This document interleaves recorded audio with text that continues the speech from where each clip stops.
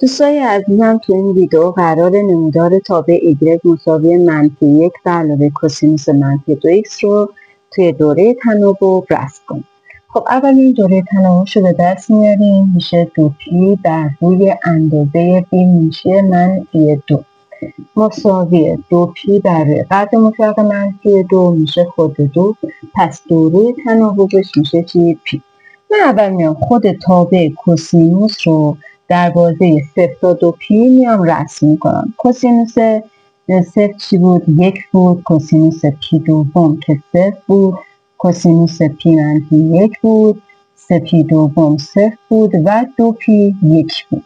پس اینا رو ما رسم میکنیم و این تابع کوسینوس در بازه 0 تا 2p. خب حالا کوسینوس چی دارم؟ -2x. فعلا کاری به منفی ندارم. اول میام در راستای چی؟ برای ضریب 2 که اینجا هست میام انقباض افقی انجام میدیم. انقباض افقی انجام یعنی چی؟ با ضریب چی؟ 1/2. یعنی میام x هایی که دارم رو با ضریب 1/2 چی میشه؟ منقبض میشه. خب و یعنی چی؟ یعنی y همون بدون تغییر میمونه و x همون چیکار میکنیم؟ با ضریب چی؟ 1/2 قراره منقبض کنیم. یعنی نقطه 0 و 1 هیچ تغییر نمیکنه، خود نقطه 0 و 1 میشه. ولی نقطه p دوم و 0 قراره x همون ضریب چی بشه؟ 1/2. پس میشه چی بچه‌ها؟ p چهارم و 0. y همون هیچ تغییر نمیکنه. نقطه p و -1 میشه چی؟ تبدیل میشه به چی؟ به p دوم و چی بچه‌ها؟ -1. و نقطه 3p دوم و 0 میشه چی؟ میشه 3p چهارم و 0. و نقطه 2p و 1 میشه چی بچه‌ها؟ میشه نقطه p و 1. یعنی این چیزی که گفتیم رو رسم میکنیم. خب پس بازم دوازه چی شد بچه‌ها؟ 0 تا p شد 0. اولین چیزی که دارم p چهارمه. p چهارم و چند؟ 0 0 و 1 که اولین نقطهش اینه. p چهارم و 0. نقطه بعدیش p دوم و -1 و نقطه بعدیش 3p چهارم و 0 و نقطه بعدیش p و 1. خب اینو رسمش میکنیم.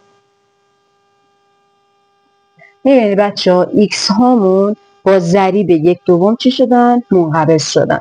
خب حالا این منفی که اینجا هستش بچه ببینید، اگه منفی اینجا باشه یا این نموداری که به دست آوردید تا اینجا رسم کردین نسبت به محور y ها قرار نمی‌کنید.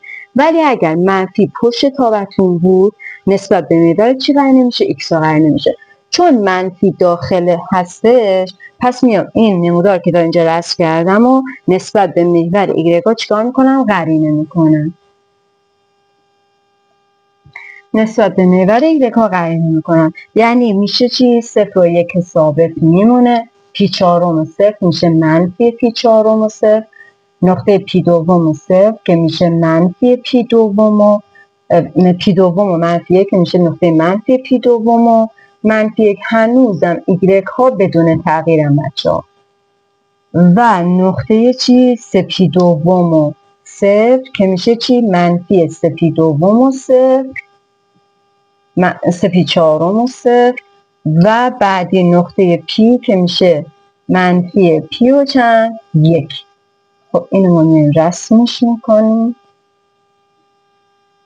دوم 3p چهارم تا اینجا. حالا ادامه چی داره؟ -1 به علاوه این تابع. یعنی چی؟ یعنی همینجوری که این تابع رو که اینجا رسم کردیم تا به اینجا رسیدیم به اندازه -1 تو راستای محور y ها یه دونه میکشیم پایین. یعنی در واقع من بخوام نمودار آخر رو رسم کنم تابعمون به چه شکل میشه؟ دیگه الان این دفعه x ها بدون تغییر میمونه. -p چهارم، -p دوم، -3p چهارم و -p. x همون بدون تغییر، y ها یه باید میان پایین. یعنی یکت میشه چی؟ 0. p چهارم و چند بود؟ 0 بود که میشه -p چهارم و چند؟ -1. یعنی میشه این نقطه. و بعدی -p دوم و -1 که میشه -p دوم و چند؟ -2 میشه این نقطه. -3p چهارم و 0 بود که میشه -3p چهارم و -1 و منفی پی و 1 بود که میشه منفی پی و 3. یعنی تابعتون میشه به این شکل.